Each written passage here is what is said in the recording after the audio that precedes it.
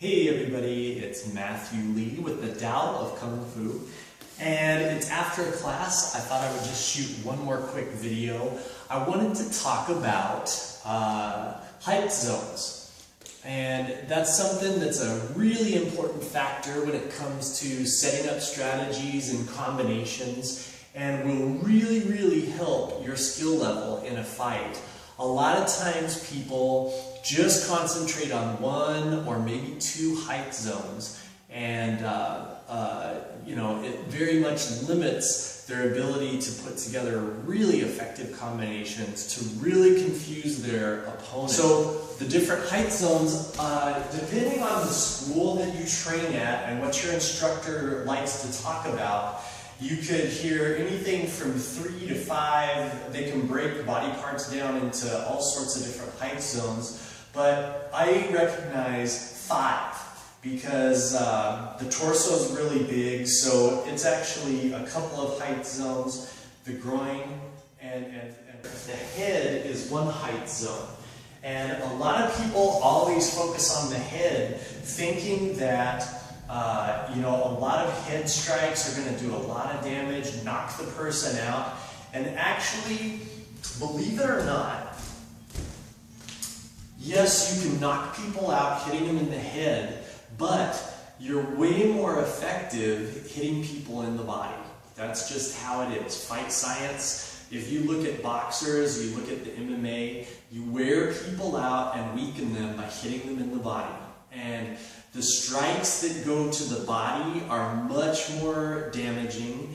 They're more difficult to recuperate from. Your head is on this little swivel for a reason, and a lot of that reason is so that if something hits you, you go with the flow of the hit, and then it doesn't take a lot of damage, and you recuperate quickly from a strike to the head. Much faster anyways than you do a strike to the liver or the kidneys or a rib or something like that, or straight up you wear people out, even though a lot of times the knockout punch in boxing or in the MMA comes from a head strike. A lot of times it's from early on body punches and kicks and things like that happen.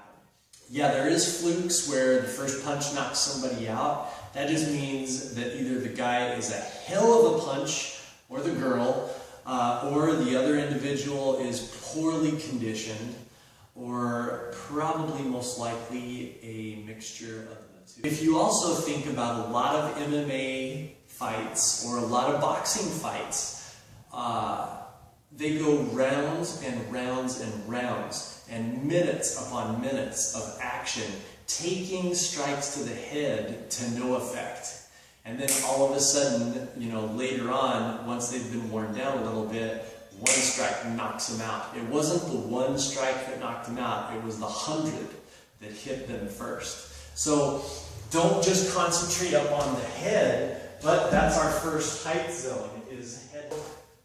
The targets, when you're talking about the height range for the head, the best targets are straight on the center line, so the bridge of the nose, the connection point here, and the connection point here. Then a line across this way, so bridge of the nose, cheekbones, right across here. Then a line across this way from the temples, the back of the temples, to behind the ear, through the temples and the orbits of the eyes. And then a line across here. Now if the jaw is closed, like if you're doing boxing or MMA, if the jaw's closed, it's really strong. So that's why you go a downward strike to open the jaw, and then you go pow pow across horizontal, because that makes it weak, and then the second strike shakes it and can be a good knockout. So then we go, if the jaw's closed, you go behind the jaw around the ear. Even the ear is a really good striking point too, right? And then of course, almost anywhere along the throat and neck are good solid places to hit. If you're in a self-defense situation, if you're in a boxing situation or a MMA competition, the referee might have issues with you, and the other dude that you're punching in the throat might have issues with you if you are taking advantage of that. Don't do that. Second height zone is below the head. I count neck and head as one, and so the second one is the rib cage. So including the collarbones and so the rib cage has a lot of weak areas as well. Over on the side seam is a major weak area for the rib cage. The short ribs, the floater ribs are really weak. And then the sternum is really sensitive. It takes a lot of power to crack it, but it's pretty sensitive right in the center. And then the xiphoid process right at the tip is that little tab that hangs down. That's in Chinese pressure point. It's called the dove's tail. Like it's a little triangular piece. Kind of looks like a guitar pick. And then the tips of the rib cage here. So you can really hit into the rib cage, the sides, and then of course the pectoral muscles are underneath those is really sensitive as well to hit into, and across the chest and the midline on the nipple line is what that's commonly referred to a lot of times. So are all good targets.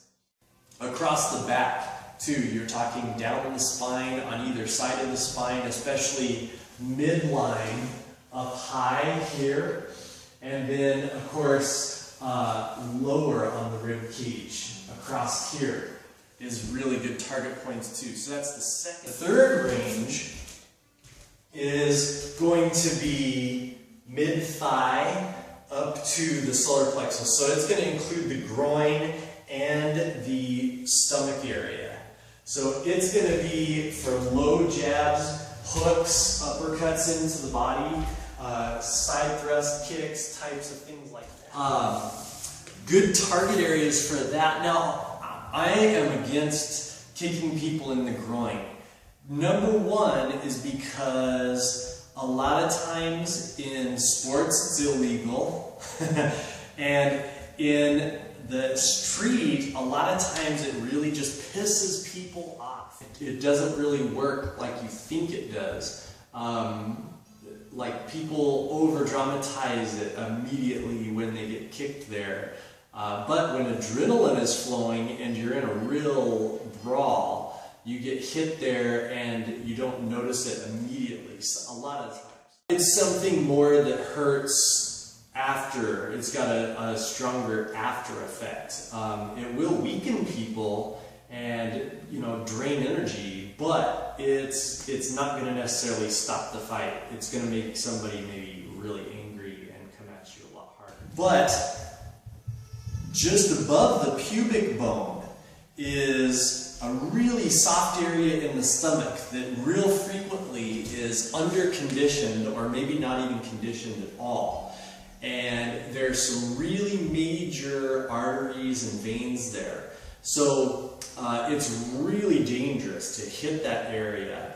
That's why the boxers and UFC guys, they always tell at the beginning of the fight what a low blow is going to be considered, and it's always like right under the belly button. So this area under the belly button and above the pubic bone, self-defense wise, is an amazing area to hit.